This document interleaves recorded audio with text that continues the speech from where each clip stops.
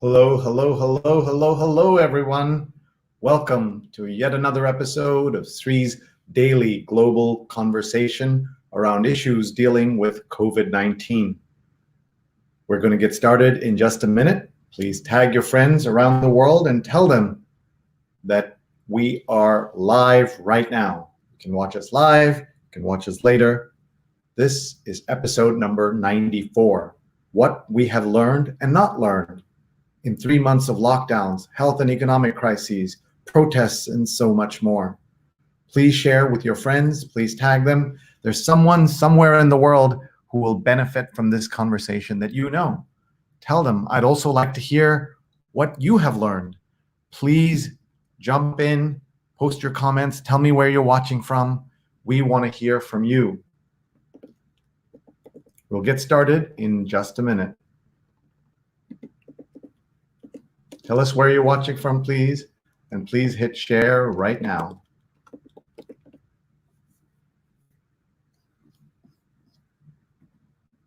We're live on Facebook, on Twitter, on YouTube, on LinkedIn. Please share on those platforms. Please tag your friends right now around the world. We're going to get started. I want to hear what you think. Tell us what you have learned, what you've not learned. What's it been like to be locked down for 3 months? Some of you are already out of lockdown. Some of you are going into lockdown, even more. Tell us. We'd love to hear from you. We're going to get started in just a minute.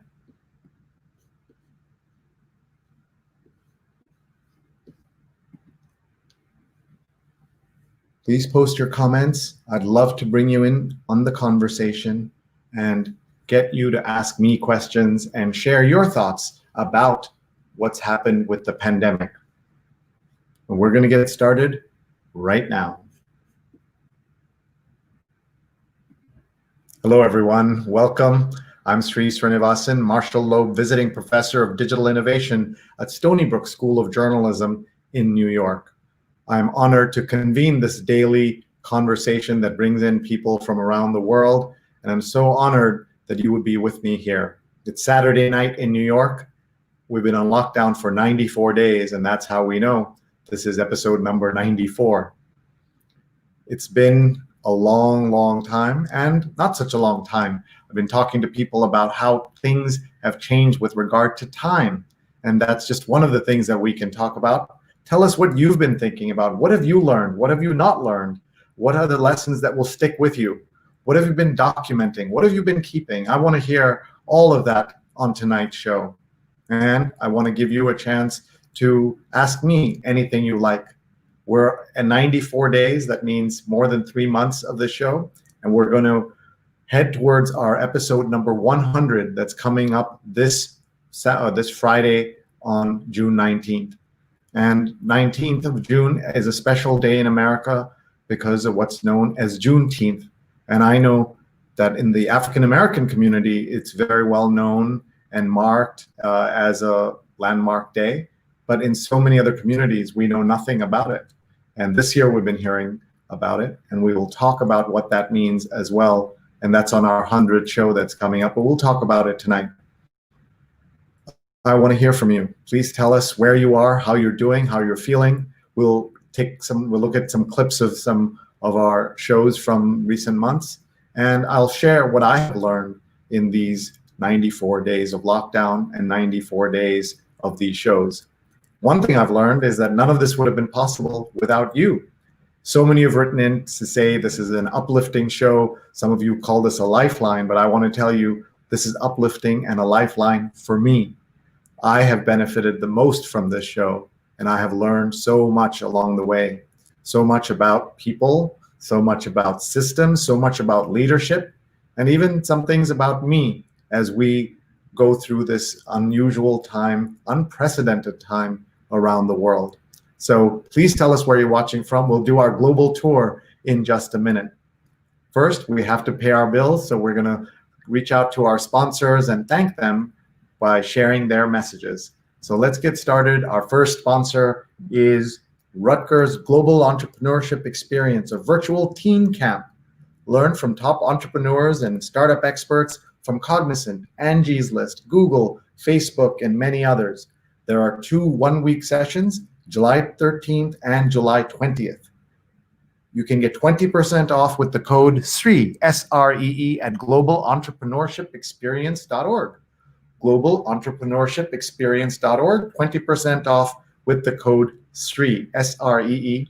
My son is going to be taking this course. He's 17, and he's looking forward to it. He's going to learn a lot, and so will anyone you are sending to this course.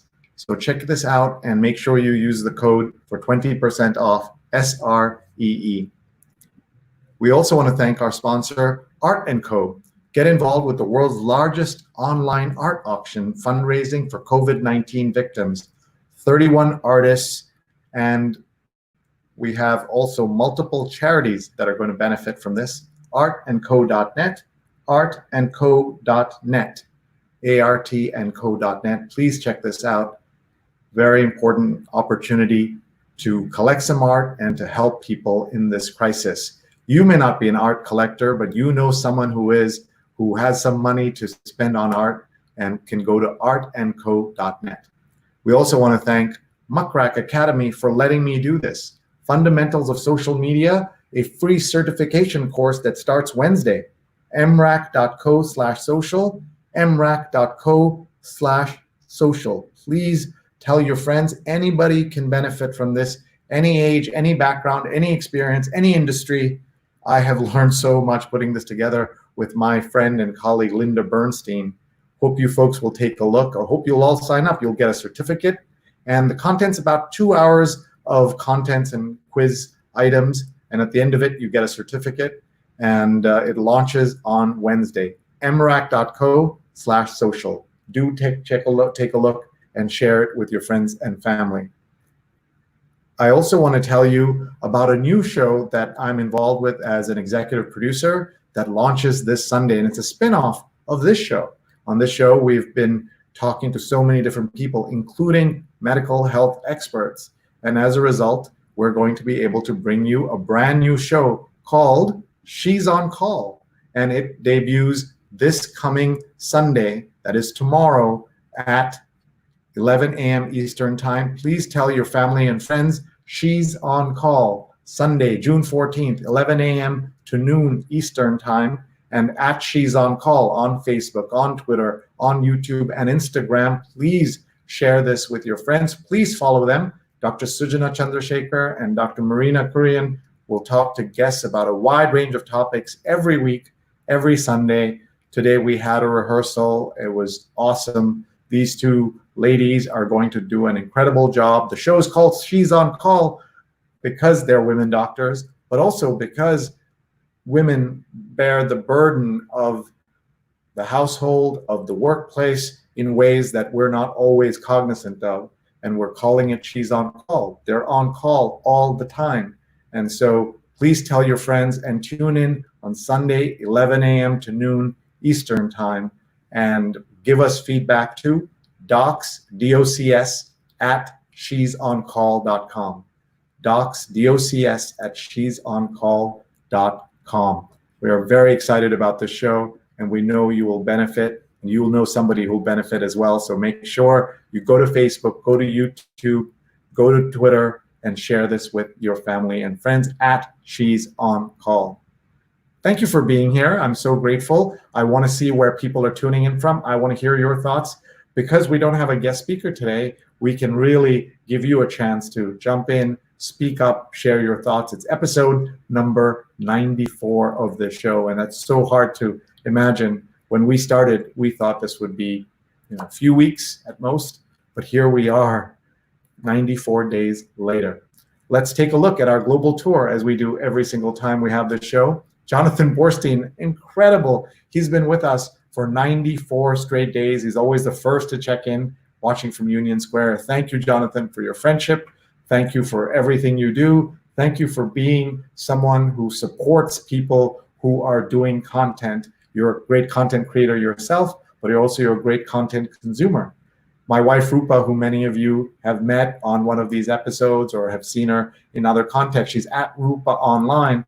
She loves podcasts, and she's so good. She's had a book published about careers in English and in Mandarin. So people have said to her, why don't you have a podcast? And she said, well, someone's got to be listening to these darn podcasts. So someone needs to listen. And Jonathan is one of those people who helps so many people by listening, supporting, giving feedback.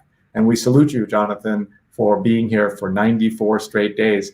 Doug Levy's here. Hello from the San Francisco Bay Area. Please follow Doug. He's at SF Doug, and he has a wonderful new service where he sends out 3 or 4 coronavirus headlines every single day. I read it. I benefit from it. You will too. Go to douglevy.com, or go to SF Doug. He can put in the instructions on how to get it right here in the Facebook group. So, or in the Facebook discussion that we're having. But please do follow Doug as he shares what he is doing. He's also written a book about coronavirus, the very first book that I saw out of the gate published about communicating during Corona. And he's has been a guest on the show. And by the way, Jonathan's promised to be a guest on our 100th show. Rahadyan's watching. Good evening from Center Reach, Long Island. And Rahadyan, I feel so connected to you after last night's episode where we learned about the issue of bearing witness while Black, and you jumped in and posted some of your comments. Our guest was Dr. Alyssa Richardson, who was terrific. Her book is called Bearing Witness While Black, African American, Smartphones, and the New Protest Journalism. She's a scholar of race, digital activism, and the press at USC. And so we're so glad that we were able to have her on the show last night. Please check out her book. Please follow her at Dr. Ali Rich, ALLIRICH on Twitter. Let's see who else is here. Post your comments. We want to share them. Tell us what you've learned. I want to share what I've learned, but I want to hear from you what you've learned as well. Mark's joined us. Mark, former guest on the show, also great supporter, always tuning in. I appreciate you, Mark. And Mark was on our episode called How to Be an Ally. And that episode is about what we can do to be allies of African American folks. And he made the point that we all need to support each other, and that as an African American, he appreciates it when others show allyship, but there is a lot to learn, and we all have to do the work, which is really important. So Mark, thank you. Also on that episode was Rahul Dubey, who many of you might remember that episode, incredible story of Rahul, who during the protests in DC sheltered 70 people overnight in his home, 70 strangers who were being hunted by the police. He brought them in, locked them in as the police tried to come in, try to get him to send them out, and try to trick them into going out, all kinds of things. And he, an Indian American, said that he knew nothing about the issues around Black Lives Matter, didn't care as much, and now he's dedicating himself to working on some of those issues from the healthcare side, which is what his expertise is. All of these episodes, all 94 episodes, are on our YouTube channel, and I would love for all of you to go and take a look at our YouTube channel. If you're not a subscriber, please become one. There is so much content there. This is our YouTube channel and our playlist just of these episodes, but you can see everything we do on this channel. So please go to Sreenet on YouTube, SREENET on YouTube, and please do share and tell your friends about it as well. Please subscribe. That makes a difference in getting attention to what we do. Jonathan says, so far, the difference between quarantine and phase 1 reopening is one without a distinction. That's right. Today, or this week, it was the start of phase 1 of opening. And I'm going to share with you and talk to you a little bit about my first trip out into New York City subway today. After 94 days, we had a errand that we had to run. The only way we could do it is to be in a subway, and there was no choice. So my 17-year-old son and I went out and went into the subway, and we'll tell you about what we saw and what we learned as well. Patricia Freudenberg is watching on LinkedIn. Thank you, Patricia. And she says hi from New York, and thank you for being with us. I do want to tell you that Patricia participated in our Mother's Day promotion, where we gave everyone a chance to salute mothers on Mother's Day. Well, Father's Day is coming up in just a week, and we want you to do something for the fathers in your life. It doesn't have to be your father. It could be anyone who is a father figure in your life. So we have this opportunity. The New York Times Read Along, which takes place on Sunday morning at 8:30, and my COVID show. It's a Father's Day edition sponsorship opportunity. 50% of the proceeds will go to charity. Thank a father figure or grandfather, uncle, male role model on Father's Day. For $75, you can submit a picture and a message to be read on air during both shows on June 21st. Just go to digimentors.link/Father's Day. Digimentors.link/Father's Day, and please participate so that you can say hello to a father figure in your life. We're showing photos here of my dad, Sree Sreenivasan, and Neil Parekh, who's the executive producer of the New York Times Read Along, his father, Prakash Parekh. Interestingly, I knew Prakash a lot better than I knew Neil until he got involved in the New York Times Read Along.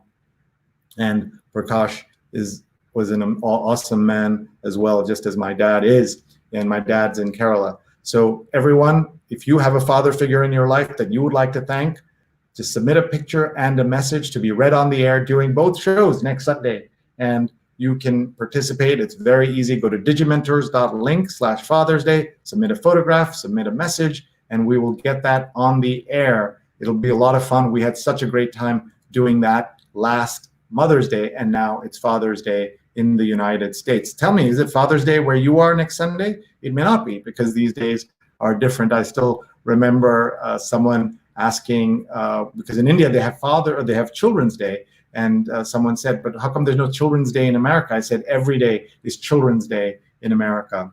Let's see, who else is here? Radian says, no surprise, job hunting is very difficult. Because my immediate past experience was working as a mental health therapy aide, I keep getting job offers from nursing homes and related types of facilities, not worth the great potential of getting infected at the wages they're paying. And that is an outrage that the people who should be supported the most, the ones that we're applauding, that's not enough. We've got to pay them the wages they deserve. Rahadian, please be safe out there. And everyone, please be careful. These frontline workers are essential workers. If they are essential, we need to pay them more. We need to support them with not just the applause at 7 p.m., which still happens in New York, even through all the protests and everything else.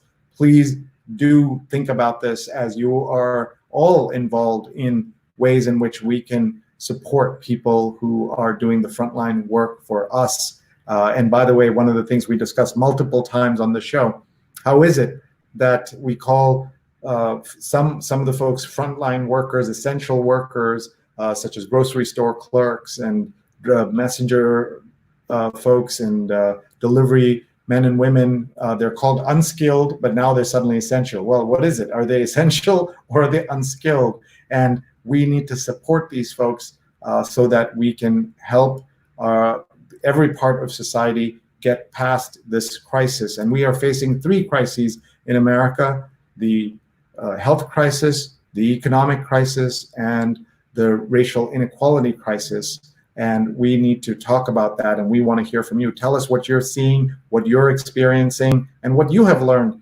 in 94 days of lockdown. I will share what I have learned after we do some more of these global tours.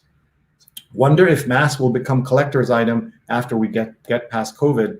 Let's talk about masks. I learned so much about masks on this show and during these shows for Hong Kong University. I've been doing a weekly show with them, and we had guests who have talked about the value of masks. And there's been something so strange to see that Americans somehow don't want to wear masks. And in East Asia, where masks are common, even non-COVID days, it has made a difference to have a mask.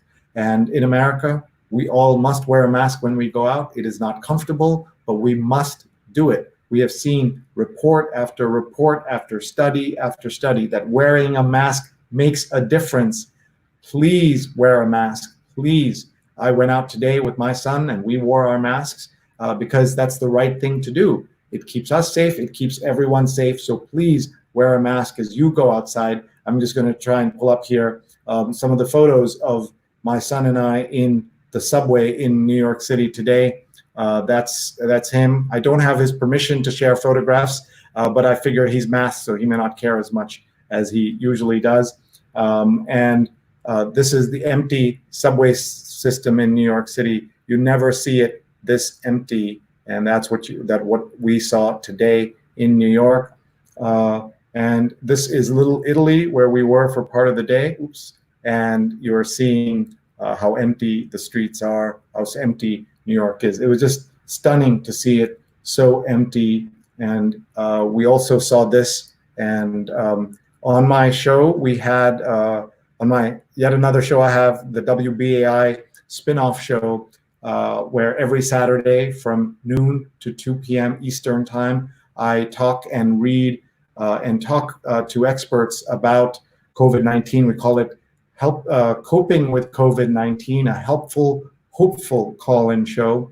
And by the way, you've not lived until you've hosted or been on a call-in show in New York City on WBAI. We had people from the extreme left and extreme right calling in. We have so much energy, so much passion. We had a great show today where I continue to learn so much. It's 12 weeks of that show as well. Today was episode number 12.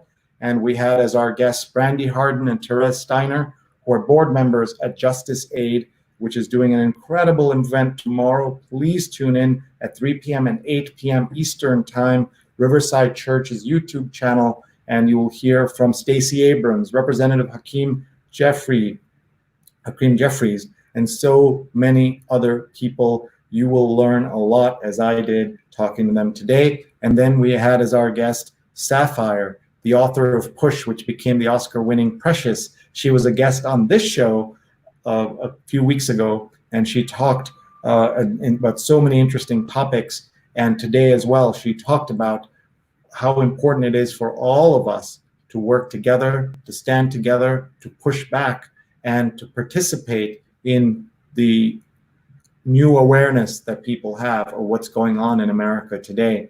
And Sapphire is newly on Twitter, folks. Please follow her, Ms. Saff, MSSAPPH, Ms. Saff on Twitter. Please follow her. You can be among her first 100 followers if you follow her now. She's definitely going to take off because of who she is. It's also the 25th anniversary coming up of the publication of Push, the novel that became Precious, the Oscar-winning movie. And on the WBI show, we've had Kimberly Crenshaw, the professor Columbia Law School professor, who coined the term intersectionality. And one of the things she said to me, Sree, say their names. Say their names is what you see on this sign as well. Say their names, and we will do that. Ever since she said that to me, I've been saying their names, and I'll do that at the end of this episode. On several of the episodes, my guests have said their names with me. These are people who've been killed in police brutality. And I want to pause here and note the story out of Atlanta that was just breaking before we went on the air. Overnight, there was a shooting in Atlanta by a police officer. And this time, the story was a little bit different. But what changed is the swift action that's been taken already. So let me tell you what happened. There was a man sleeping in his car, and an African-American man, and he was rousted by the police, and they tried to arrest him. We have to find out why they tried, what they were arresting him for. And in the tussle, he got a hold of one of the officers' tasers. And a taser, as you know, is a device meant to immobilize.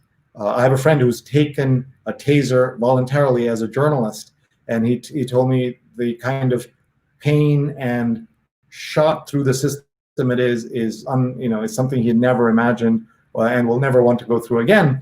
And that he had already been tased, but somehow he grabbed the taser, and as he was running away, I'm just saying all this from memory, he was a police officer responded to the attempt of being tased by the gentleman with the taser. They shot and killed him, and that was yesterday. And typically, you would have seen weeks of investigations and waiting for the video and everything else. But today on Fox News, which I watch occasionally to understand the depths of the misinformation and disinformation being shared on Fox, I watched a live press conference where the mayor of Atlanta announced the dismissal of that police officer because it was a disproportionate and inappropriate use of guns. And also the police chief of Atlanta is stepping aside because she wants the community to come together. And this tells you how some things are starting to change. That does not bring back this gentleman who was shot and killed by the police. To be clear, there are always circumstances under which the police will use guns. The question is that every person on earth has the right to a fair trial, at least in America they do, and no one has the right to basically execute someone without a trial on the streets of any city in America. But that's what's happening, and that's what the protests are about. It's not the guilt or non-guilt of any of these people. It is that there is no reason for anybody to die today when they are having an interaction with the police. And that's why this matters. I can tell you that I'm the son-in-law of a police officer, a police chief in India, and I have utmost respect for police officers who do their work and who help their communities. But I understand what is happening with the anger and all the questions that have come up about the police and the protests against them. I went to my first protest taken by my 17-year-old twins. My daughter and son took us out to a protest, and we stayed socially distant. We stayed together as a pod, but we still protested. And one of the things that we talked about, we heard about, and we discussed after is the defund the police movement. And I am totally in favor of what they are calling for, but what they're calling for is not being understood because of the wording. When you hear defund the police, people who are looking for an excuse to attack will interpret it in the worst way possible, meaning remove the police, dismantle the police. What the defund the police people are saying, reform the police, de-escalate the police, take away their funding on certain issues and certain militaristic weaponry and things like that, and redirect it to the communities in the cities of America. That's what they're saying. But because defund the police sounds like abolish the police, which is also what some activists are saying, becomes confusing, and that's where the conservatives, the right, the Trump people all benefit, and that's what we're seeing. I've said for years that the term global warming was used from the beginning, and first in the 70s and 80s, and then of course in the 90s it took real momentum. But if it had always been called climate change, maybe there would not have been an excuse, because every time the weather gets cold, Trump is out there saying, oh, look, it's cold, there's no global warming, right? So if it had been called climate change, maybe it would have been different. Tell me what you think. I'd love to hear from you in your comments. This is one of the things that we're learning about as we go through all that we're seeing in the world. Let's keep going here. You're watching episode number 94. I'm sorry I don't have one of our awesome guests here, but you can always go back and watch the episodes of all these great guests that we had. Let me show you a few of them so that you will be tempted to go back in and take a look at the shows that we have done. And let me play for you a clip of Sonny Slaughter talking on one of our episodes. This was episode number 80. Hello, everyone across the world. I am Sonny Slaughter. I am in the DC area, specifically Maryland. And it has been a very long, painful, and sobering week of trauma, vulnerability, disruption, murder, and mayhem. I am a vulnerability expert. I am also a federally certified law enforcement instructor with the Department of Homeland Security, specializing in crimes against persons, domestic violence, human trafficking expert with DHS. I specialize in hate and bias crimes. I have trained law enforcement across the globe. And what I saw earlier this week was murder. It was painful. And more importantly, I am a Black woman. I am a Black mother, a daughter, and I'm tired. Like everyone else, and everything that you see in America, no matter where you are, everyone can see what is happening. And when you talk about burning and looting, that is a accumulation and a compilation of pain that resonates for 400 years, and people have had enough. It was the video. It was the image. It was the 8 minutes and 46 seconds where we watched George Taylor cry out for his mother and say he can't breathe. We can't breathe. We cannot breathe. Black people can't breathe.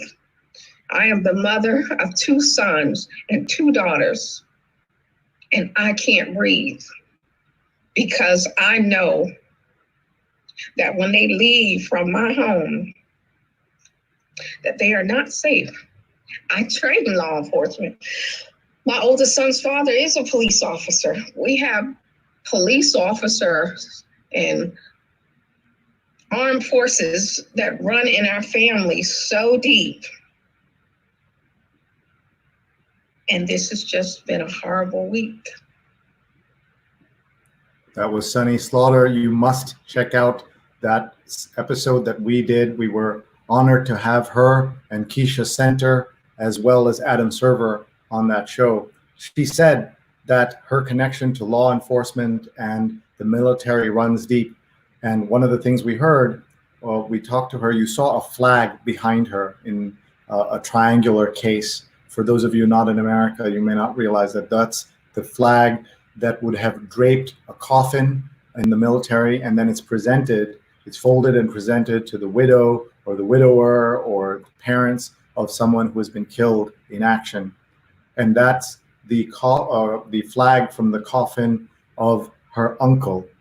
And I'm going to have trouble relating the story because it is unbelievable. You could not make this up if you were trying to be a Hollywood writer. Sonny's grandfather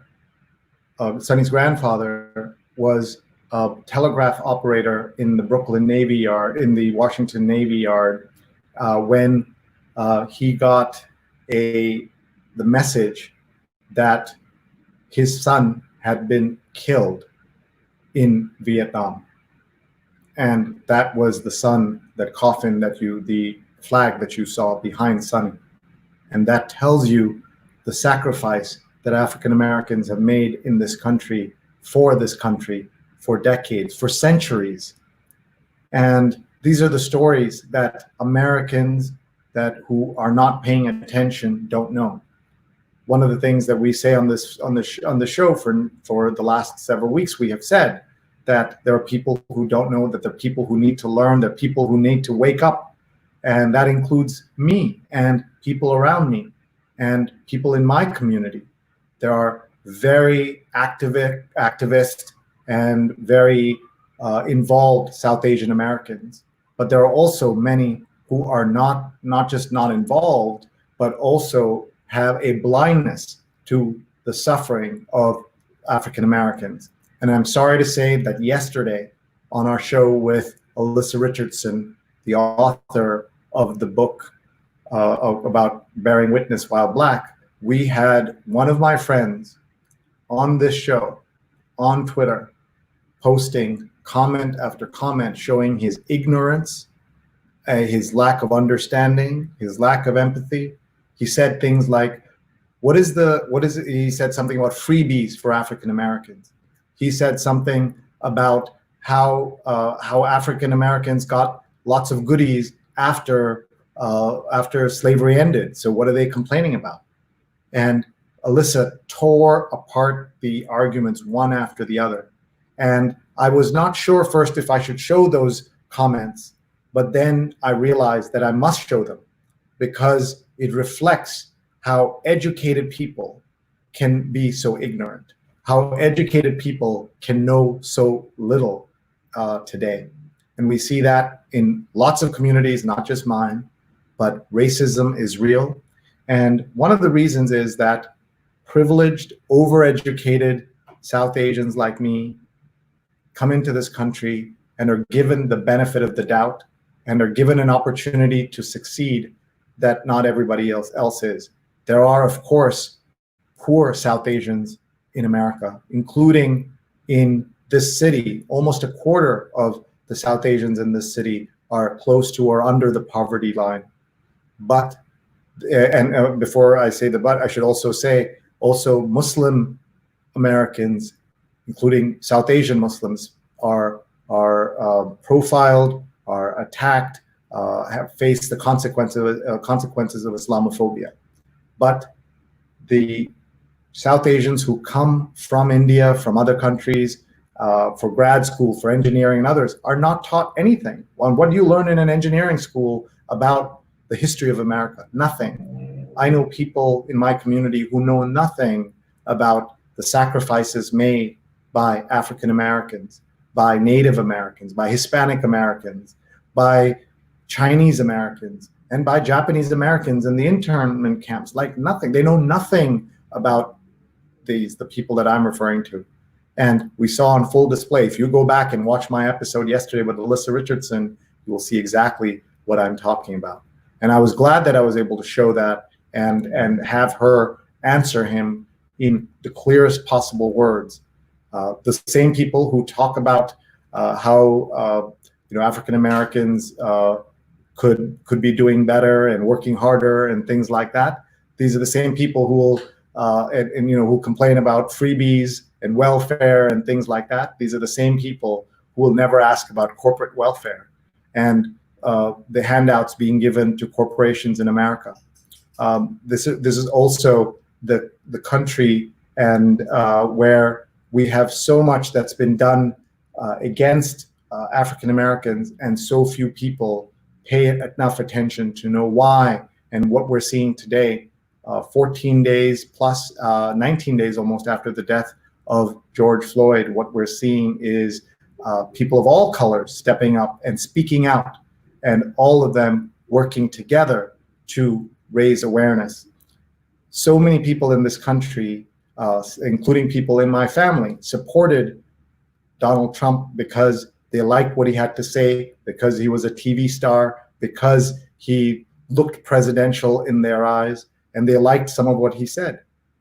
I can tell you an experience that I had. We worked with Univision to put together a concert on the border of Mexico and the United States 2 weeks before the 2016 election to reach Hispanic voters and tell them it was just that you must vote. That's all we were saying, and raise awareness around the issues. You may remember how the entire Trump election campaign was based on race and racist behavior, including starting with the comments on Mexican rapists and the birther movement and everything else.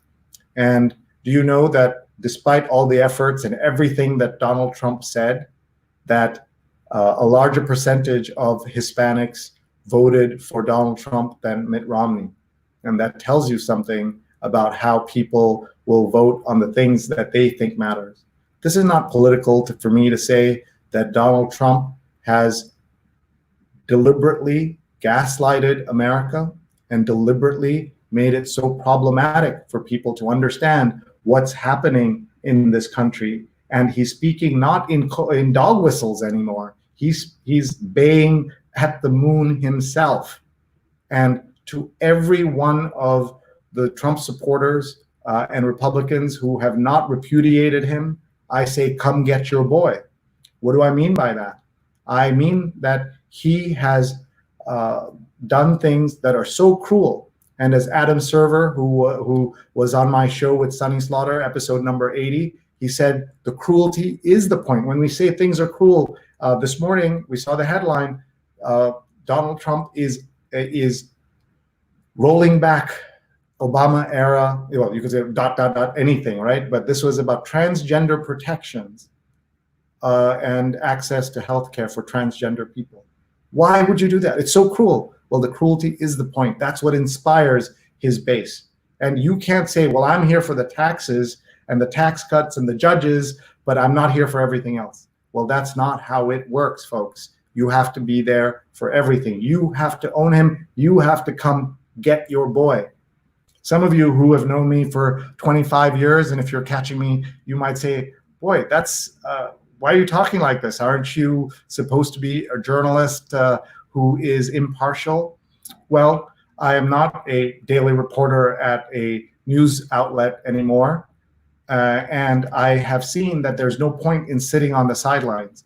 Before the pandemic and everything that's happened, I said in multiple interviews at the end of the year that 2020 is going to be the most important election of our lifetimes, and 2020 is going to be the most important year when historians look back, because of everything from climate change to inequality and other things. Of course, we didn't know about the pandemic then, and now it's even more urgent that people step up, participate, vote, not just in the presidential election, but in all the tickets, and participate in the electoral process. Don't sit on the sidelines anymore. That's one of the things I've learned. So let's go in and get some of your comments and see what you say. I welcome people who have other opinions, who want to push back. I'm here to listen to you. Let's pull these comments here so I can read them to you.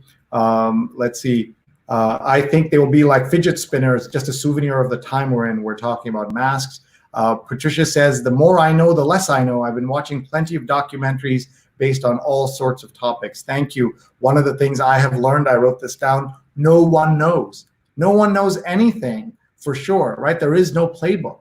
I do a presentation that I have been giving in my endless Zoom calls of things that have changed and what we have learned in these last few months. And the number one item is no one knows. Even the sainted Dr. Fauci doesn't know. And by the way, speaking of Dr. Fauci, do you realize that the health warnings and the information that was coming up from the White House task force has not been public in 48 days? It's as if the pandemic is over. The pandemic is not over. Hundreds of new cases every day. People are dying in America and around the world. We're getting ready for a second wave, third wave. All of that's coming, and this government treats it as if nothing matters and everything has changed and everything is okay, but it hasn't. Let's see. Charles is watching from Southern California, Ventura. Folks, please share. Please tag your friends. Even if not for this show, we have an amazing series of shows coming up this week, including, let me tell you, on Tuesday, where you're going to meet Nick Kristof and Cheryl Wu Dunn are going to be here at 5 p.m. Eastern time, and we'll make sure you get a chance to watch that recording later. On Wednesday, we're going to host the New York City Parks Commissioner, Mitchell Silver. He is an awesome leader in New York, and you will hear from him. What's it like to go out? What's it like to be a Black man in senior leadership at this time? You will also meet on Thursday the chief scientist of the WHO at noon Eastern. And then on Friday, we're going to mark Juneteenth as well as the 100th episode of this show.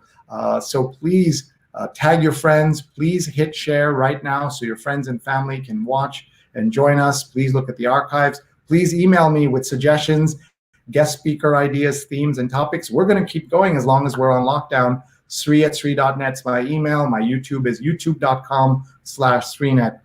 Fernando is tagging a friend. Mark says he's attended more Zoom calls than I ever thought possible. Absolutely. Radian says your demeanor and openness and willingness to learn helps steady me. I'm sure others might say the same. I can't tell you how honored I am to hear that. My father's here and saying, seeing you every day has been a tonic for your parents. Thank you, Acha. My dad in Kerala with my mom, Lekha, they're both there. And I would have made 2 more trips to India already. My dad's birthday is coming up, and I'm not going to be there for his birthday, but I'll be there in spirit and in Zoom, I'm sure. Patricia says, I'm amazed how much information we have access to, and for that I am grateful, including our awesome shows. Oh, thank you. That's so very kind. Stefan says, hi from Ramsey, New Jersey. What I've learned so far, everybody do this, write this up. What I've learned so far, that this extrovert is not the best at quarantining, but we must, and I am, abiding by all the rules set out by the experts. Please do the same for all. And Stefan's on my team at Digimentors. We do a lot of amazing work, not because of me, but because of the team. And Stefan is on that team, and among the things he's learned is how to do his own weekly show. Check out the Spin It Social Hour on online, and he's at Spin It Social. So check him out and check out his feed. And speaking of our company, Digimentors, let me just show you what we're doing and what we're up to. We are offering services to convert your in-person events into virtual events. You can have your own live web show like this one. We're also doing consulting and training. Don't cancel your conference without writing to me, Sree@Sree.net. Talk to us before you cancel your events or postpone them. We can be 10% of your company's production team or 100% of your production team. And tomorrow we are producing this brand new show, She's on Call, with Dr. Sujana and Dr. Marina, who are surgeons in New York. The first guests are going to be Dr. Dara Kass and Dr. Hafia El Tahir. And that's tomorrow at 11 a.m. on June 14th. Please do join us as we talk to them. That's one of the things that our business does. We have done dozens of events around the world, including the world's largest gathering of teachers, 100,000 teachers registered from 88 countries, and we had 25 speakers. Our team did all the technical production on it. We're so proud of that project. Please check out t4.education, T, the letter T, the number 4.education. Debbie Michelle's watching from Michigan. Hi, Debbie, one of my former students. I'm so glad we can ask anything. I've been wondering why you've changed rooms. The backdrop is different from earlier shows. You're so right. How did that happen, and what's the story there? Well, here goes. I got kicked out by my own family out of my own home. What does that mean? I was in a different background because I was at home, but I was doing 15 hours of shows a week. And that just got on everybody's nerves, and they had enough of me, and they wanted to kick me out. And so they did, without asking me. They called up our friend Rajni, whose family moved out of our building, and they said to her, please let him use the apartment. Otherwise, we're going to kill him, and then you will have to let us use the apartment for the funeral. So your choice. And she was kind enough to let me use her fantastic apartment. That's been now almost 50 episodes we've shot from here. And I'm so grateful, and I'm so blessed to have friends like her. And also a big shout out to my family for letting me do these shows, to connect, to work hard at this time. And my wife, who lets me do all this, even while she has a full-time job, and the burden falls heavily on the women in a home. And even when people want to help, as I do, and my children are great cooks, so they cook as well, but the burden always is disproportionate on the women. And a salute and a shout out to the women in the homes that have made it possible for so many people to survive this quarantine. Patricia says she's enjoying audiobooks. Rahadiana says, I am alarmed and angered at a video I saw last night on St. Mark's Place. Most were not wearing masks. It's like eat, drink, and be merry, for tomorrow you may die. In fact, tomorrow you could well die if you don't wear a mask. Today, when my son and I went out, people were wearing masks. I'm just going to show you, we ended up at Katz's Deli, which you may know is a great New York City landmark. Everyone was wearing a mask inside. You had to wear a mask to go in. And if you have stood in line there, it's always so busy, and I've never seen it so empty. Look how empty it is. If you've been to Katz's Deli, this is not how it normally looks. And but people were wearing masks. And this is the place where the famous Harry Met Sally scene was shot. And there's the sign here where Harry met Sally. Hope you have what she had. Enjoy. Do you remember that famous scene where Meg Ryan and Billy Crystal are talking, and she pretends to be in ecstasy and show him that women can fool the men in their lives, and she goes into this fake orgasm. And over at the next table, an older woman says, "I'll have what she's having," and that, by the way, was Billy Crystal's mother, who was playing the role of that older woman. So, place of cinematic history, and they have a sign right there in Katz's Deli. And we went out for the first time. We were there for business in the neighborhood, some family work we had to get done, and we said, well, while we're there, we might as well go into Katz's. And we also went into a small Himalayan Cafe Himalaya, I think it's called, a Nepali food, and we were able to order there as well. Let's keep going. Debbie says, I'd love to see your setup. What lights, use special mic, StreamYard, etc. One day we'll do an episode just about that. I have 2 lights here. This light's not even pointing in the right direction. I have this stand, and we use a tool called StreamYard that allows us to be live on Facebook, Twitter, YouTube, and LinkedIn. We're not on Instagram. Why? Because Instagram doesn't allow third parties to come in and broadcast into there. You could do your own Instagram Live, of course, and a lot of people are, but StreamYard is what we use. 14 weeks, says Jonathan. Fernando is continuing to tag his friends. Fernando, I'd love to have you on the show and tell us what's happening in LA. And Doug says, go to douglevy.substack.com. We'll get you right to the subscription options for the almost daily COVID-19 headlines. Thank you, Doug. I have my newsletter that I'm working on, produced with Zach Peterson out of Prague, and you can get that at sreenet.substack.com, sreenet.substack.com. My various issues you can find on there, the archives. I'll just show you what are the things that I've been learning, because I've been writing that all through the crisis. And let me show you some of the headlines that we have used on it. Here is one: educate yourself, be an ally, and take to the streets. That was this week. I wrote, my beloved America is on fire. Some thoughts on a truly horrifying week across the country. I wrote, there's a very good chance Donald Trump wins in November. His campaign has a ton of money, a sophisticated digital strategy, and will clearly do anything to win. And that's before the Russians step in. Media layoffs, both sidesisms, and credible news. Expertise in journalism has never been more important, and we're losing it fast. You can find it all on sreenet.substack.com, sreenet.substack.com. Hope you will sign up for that. Many of you already get it. I'm so grateful. Or just email me, sree@sree.net, ask to be on my newsletter, and I would be honored to have you join us. Radyan says, there will be artifacts in the same way that different with neckties are, or leg warmers in the 1980s. Carlito says, namaste. I say namaste back to you. And the tragedy continues. And he's talking about the killing in Atlanta.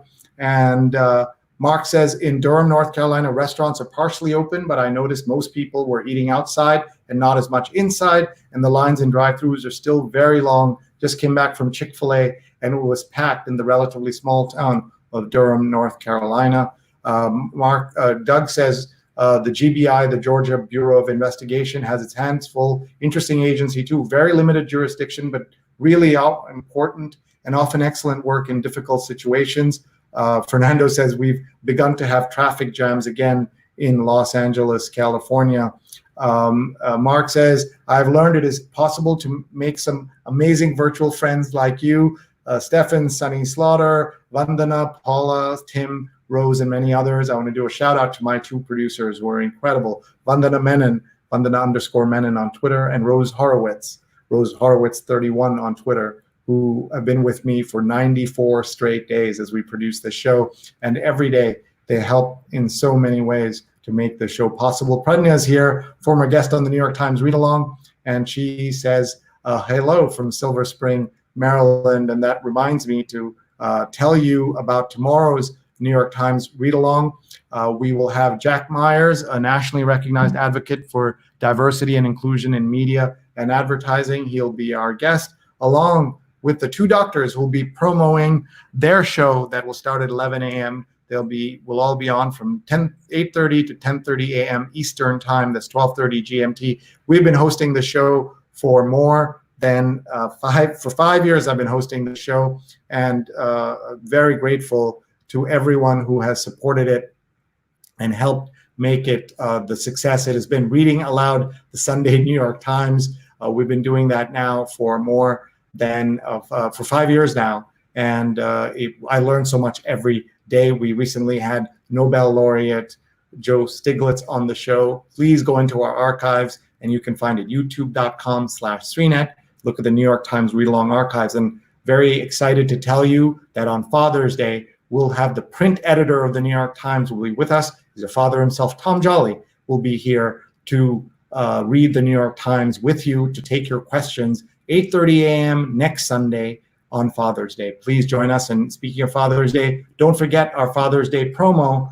Send us a photo and a message to read aloud about your father. Digimentors.link/Father's Day. Could be your father, your uncle, a male role model, or grandfather, anyone. On Father's Day, we had 25 women celebrated on Mother's Day version of this. 50% of proceeds will go to charity.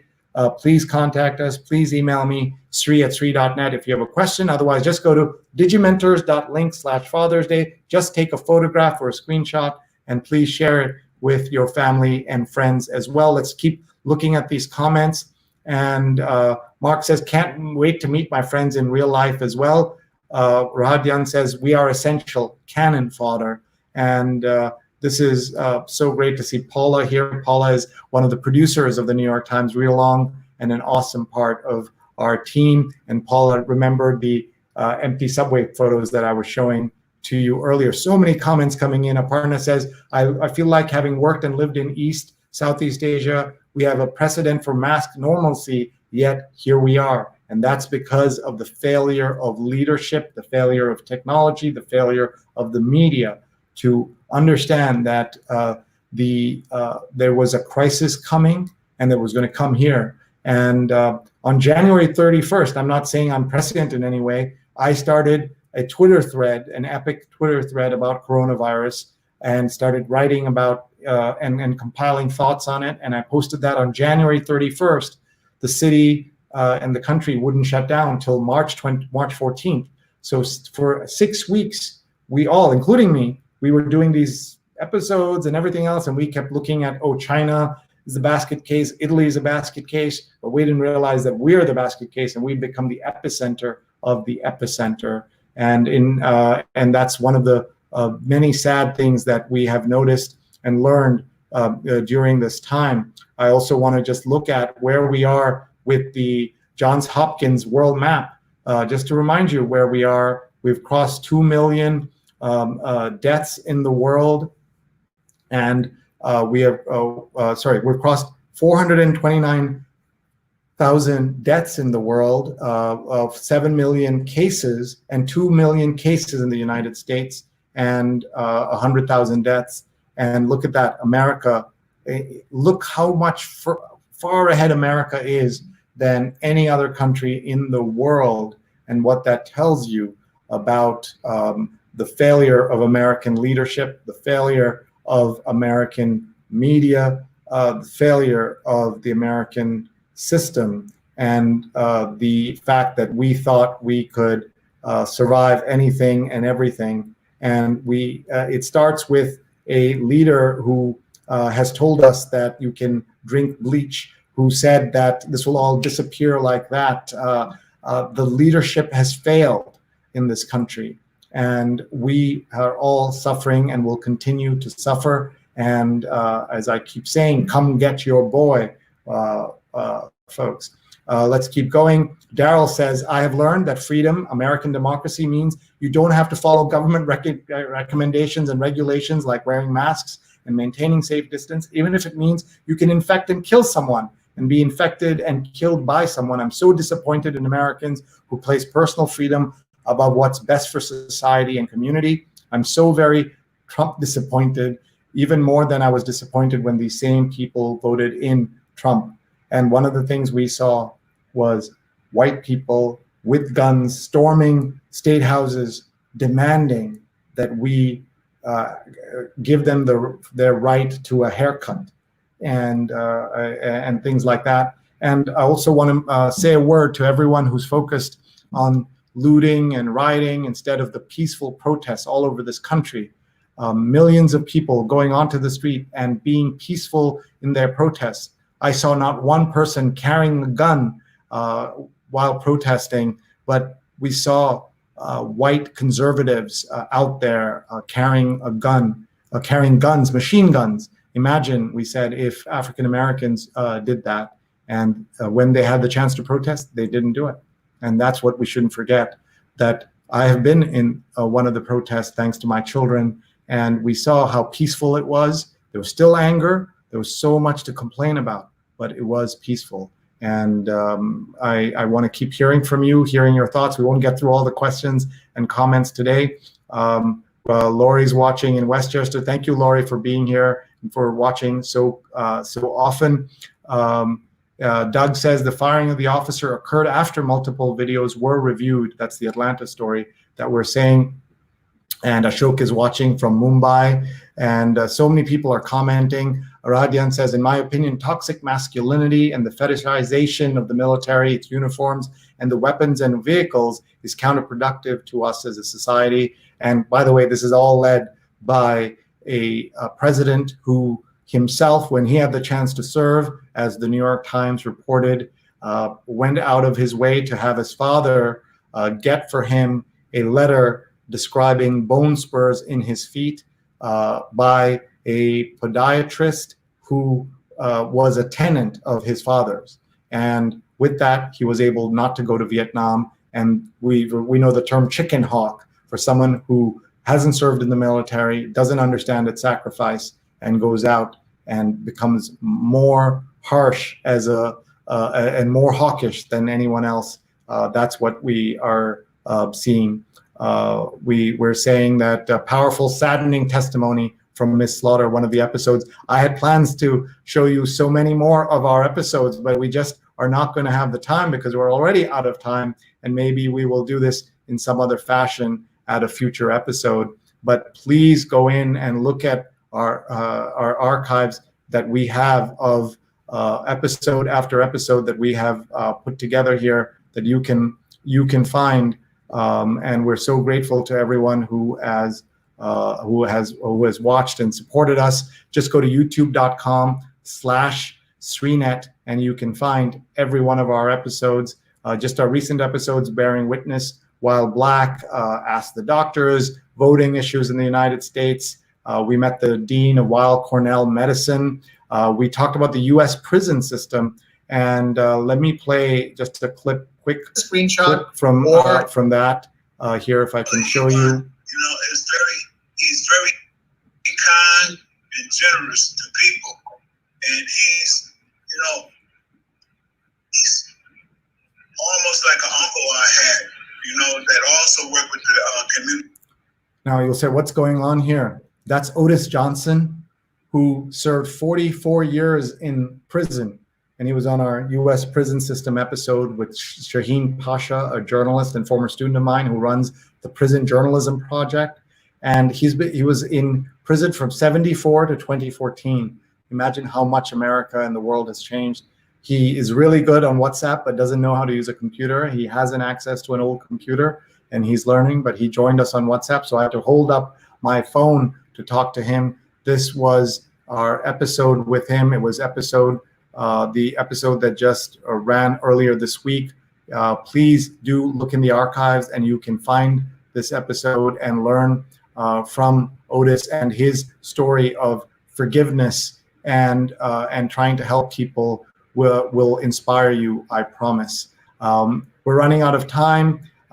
Neil says, Sonny Slaughter is worth listening to over and over again.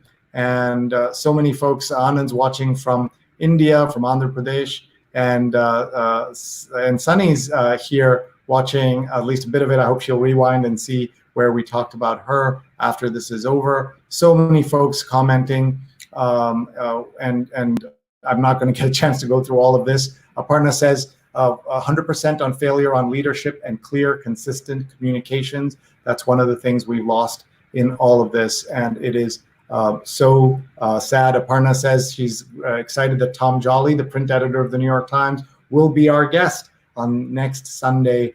Tomorrow also we have an awesome show. Jack Myers will be here, who's an advocate for diversity. Please do join us for the New York Times read along. Ying Chan is here. I learned about resilience and persistence from the way you're doing your show. Well, Ying is an amazing person. I want to tell you that one of the things I said that I learned during this was the unending friendship of my friends around the world, because among the things she did was, in the middle of this crisis, she's in Hong Kong, she bought masks and sent them to us in New York, maybe 100, maybe more, and each one was individually sealed so that you could, give them to somebody without opening it and touching it and everything else.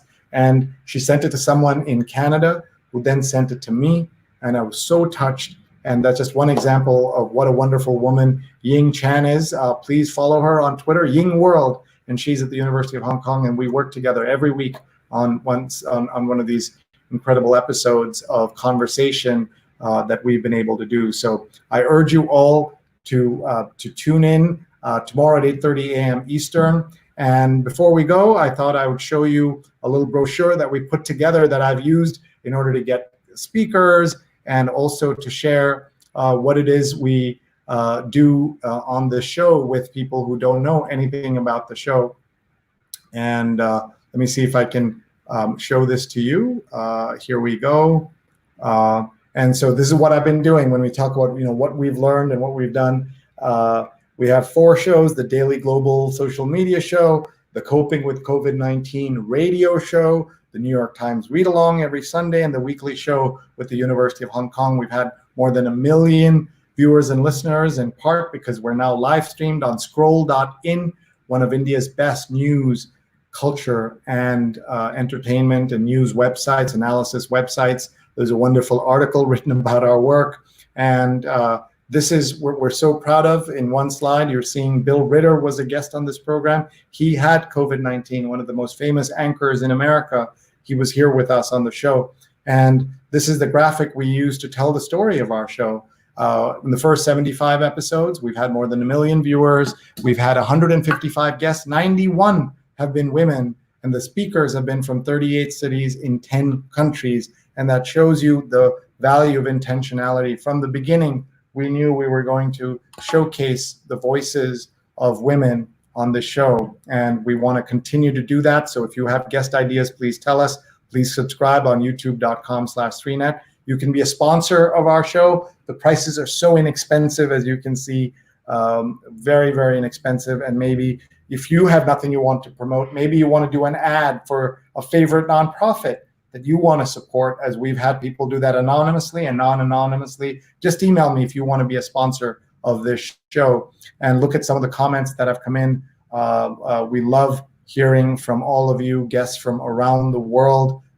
Tune in, and people say, look at this. It says, Sree, this is this lifeline is something I look forward to daily, and I'm so humbled by all these great comments. And hundreds of journalists watch the show for story ideas. And here's just one example of people commenting and taking ideas from our shows. And we love when that happens. And our guests have become, have had a chance to be featured on other podcasts and elsewhere. And so many kind words from Australia, from California, so many people. I'm so grateful. Here's Angela talking about the setup in this apartment, people talking about it in various places. And I just thought we'd look at the social media. We have a terrible Twitter handle, we don't have a handle. We have a hashtag, Sree COVID-19 call. I myself messed it up. I should have just called it Sree COVID-19 or Sree COVID show or something, but here we are. And after the first 45 shows, we had 478 contributors, 1,600 tweets, 32 million impressions, and 7 million reach. And now we've had 17 million reach and 67 million impressions. All of that because of all of you. And we had one single episode where we had so many viewers. As you can see, 179,000 viewers were able to join us for an episode we did with Doha Debates. and this teaches you something. It's not about you, it's about your network, it's about who's there. All of this stuff is what we show. So one of the things I learned is how to do graphic design better, and this is how I used to do my shows. Look how crowded this is, so packed. One of the things we did was an episode where you can go back and find an episode we did on a design tutorial, a free design tutorial with my design guru, Shrusti Hebar. And she said, this has got to go, and this is what our design looks like now. Simple, clean, clear. This is what YouTube likes. This is what the internet likes. And I learned that from doing this again and again. I learned how to use Canva, and you can see the vast improvement in my own work in this through this. I will just show you this other fun thing. We're trying to make the case that people should give me interviews. It's not so easy, by the way, and that's why we're blessed that so many people came on our show. This is a list that somebody put together of the most influential non-resident Indians in the world. And you know this is a terrible list because at number 6, I'm above Dr. Sanjay Gupta. And Sanjay is the most important Indian American in the world right now because he's bringing such clear, useful medical information to the world. But of course, my mom would be very proud to have me at number 6. So it's amusing, and that's part of the reason that's there. So thank you so much for joining us. Thank you for being here. We have an amazing lineup of guests. We're going to be live every day this week. I want to highlight Tuesday. We're going to have Nick Kristof and Cheryl Wu Dunn at 5 p.m. Eastern. Maybe at 9 p.m. we'll rerun it somehow so that you can watch. We also have on Thursday, we have the chief scientist of WHO, the World Health Organization, will be with us. We're so blessed to have the quality of these speakers. On Wednesday, we'll have the New York City Parks Commissioner, Mitchell Silver, will be here. And on Friday, we're going to celebrate the 100th episode of the show. Maybe we'll do multiple shows as we did for the 50th. But we have so much to learn, so much to share with the world. We're so grateful to all of you for being here. Thank you all. I just can't thank you enough. Sujana says, you made the world a small family. That's an amazing feat. And tomorrow, Sujana will be launching her own show. I can't tell you how proud I am of her and the team that has put this together. We'll be live tomorrow. I am an executive producer with Sujana and Marina as we are learning how to do this kind of show. Our first guests are Dr. Dara Kass and Dr. Hafia El Tahir, and we're going to talk, and there's going to be a show run by women for everyone. And let's learn. We don't see enough female voices in the medical field. We're seeing more and more, of course, but we need to see more, and that's why we're proud to bring you the show. And maybe you'd like a show of your own. Contact me, email me, sree@sree.net. Don't cancel your conference or don't plan your virtual conference without us. We've seen some really bad Zoom calls. You know this show is not a Zoom call the way we do our banners and our tickers and everything else. And this is meant to be a television show. The way I do it is a poor man show because I'm doing all the production myself. But when you hire our team, we give you an amazing show. On Monday, we're hosting a conference at which there will be 2 senators speaking. And again, we're so humbled that we're able to do all this. And Rupa's thanking Ying Chan for the masks. And Laurie White is with us. Laurie is with the Greater Providence Chamber of Commerce. It's with them that we're doing their congressional breakfast. And we're also doing the show for the University of Rhode Island, where we will be interviewing Nick Kristof and Cheryl Wu Dunn. It's going to be amazing. Jonathan says, the few Hong Kong shows I've been able to watch have been fantastic. Thank you so much. Mark says, when will you be on my podcast? And don't forget, I want She's on Call as a re-air. We would love to do that. We'll send you information, Mark. Thank you very much. Radian says, thank you, everyone. Have a great night. Don't leave, folks. We have to say their names, and we're going to do that in just a minute. Jonathan says, your shows are something I look forward to each day. See you tomorrow. Thank you. And Rose says, thanks to all of you for watching for so many days. She's one of our producers. So now we've got to do a couple of things. We've got to say their names, and we've got to thank our sponsors as well. And how I've been saying their names is by using this Time magazine cover story. You may have seen Titus Koffer, the artist who put this painting together. And it's based in part on this photograph of a young George Floyd. Just look at this, with his mother, Larsenia, who died 2 years ago, almost to the day. And he was buried next to her 2 years later. Very sad. And look at this portrait. And around it are the names that I'm about to read to you. And I read these to you with humility and just thinking of everyone who has suffered in any way. And so let me start by reading these names. Trayvon Martin, Yvette Smith, Eric Garner, Michael Brown, Laquan McDonald, Tanisha Anderson, Akai Gurley, Tamir Rice, Jermaine Reed, Natasha McKenna, Eric Harris, Walter Scott, Freddie Gray, William Chapman, Sandra Bland, Darius Stewart, Samuel DuBose, Janet Wilson, Kaylin Rockmore, Alton Sterling, Philando Castillo, Joseph Mann, Terrence Crutcher, Chad Robertson, Jordan Edwards, Aaron Bailey, Stefan Clark, Danny Ray Thomas, Antoine Rose, Botham Jean, Tatiana Jefferson, Michael Dean, Ahmaud Arbery, Breonna Taylor, and George Floyd. And those are just some of the names. You can go back all the way to Emmett Till and know the countless others whose names we'll never know. Each one of those people has a story, and those are the stories that we're trying to remember.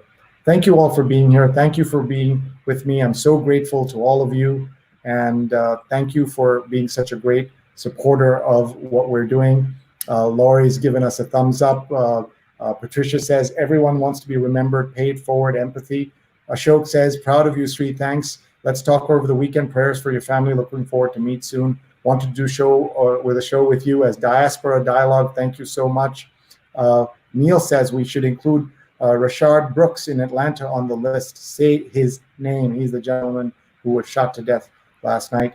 Whatever he's accused of, whatever he may have done or been accused of doing, no one deserved to be shot to death as he was. And yes, he pointed a taser, but a taser is not a force that will kill you. I told you I have a friend who some of you know, who has been tasered on purpose as a volunteer, as a journalist to experience it. It is the most painful thing he's ever been through, but doesn't mean that somebody should be killed because you're pointing a taser at you.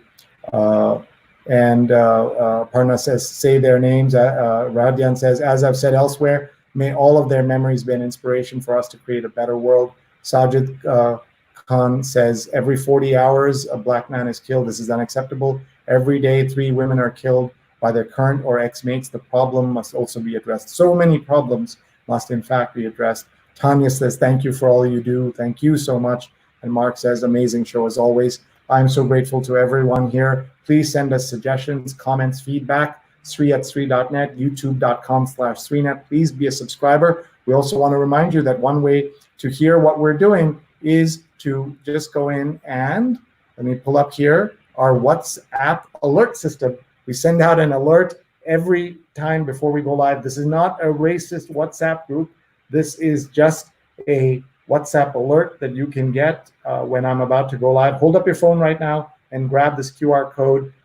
If you have an Android, you know how to use the QR code reader. If you have an iPhone, just point your camera and you'll get an invitation into the alert system. And we do also have to thank our sponsors, which I want to do and remind all of you that Rutgers is offering a free teen camp, global entrepreneurship experience. Learn from top entrepreneurs and startup experts from Cognizant, Angie's List, Google, Facebook, etc. globalentrepreneurshipexperience.org, globalentrepreneurshipexperience.org. Save save 20% with the code SREE, S-R-E-E. Take a photo, take a screenshot, share this, please. Also, Art & Co. Get involved with the world's largest online art auction, fundraising for COVID-19 victims. artandco.net, artandco.net. You may not be an art collector, but you know someone who is.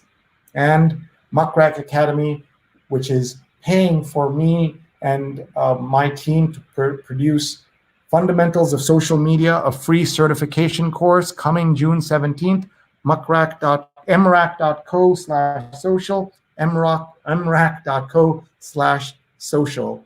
Please sign up. 3,500 people around the world have already signed up, and so should you. The course goes live on Wednesday. It's on demand. There's nothing live about it. It's on demand, but we will have a live gathering afterwards in a couple of weeks after you finish the course. Some of you will finish it that day in 2 hours. Some of you will take 3 weeks, 3 months. It doesn't matter, but please sign up mrac.co/social. And a reminder about our debut episode of She's on Call, Sunday, June 14th. That's tomorrow at 11 a.m. Eastern. Dr. Sujana and Dr. Marina will be hosting the show, and their guests will be Dr. Dara Kass and Dr. Hafia El Tahir. She's on Call on Twitter, on Facebook, on YouTube. Please follow, please connect right now with them and follow them, please.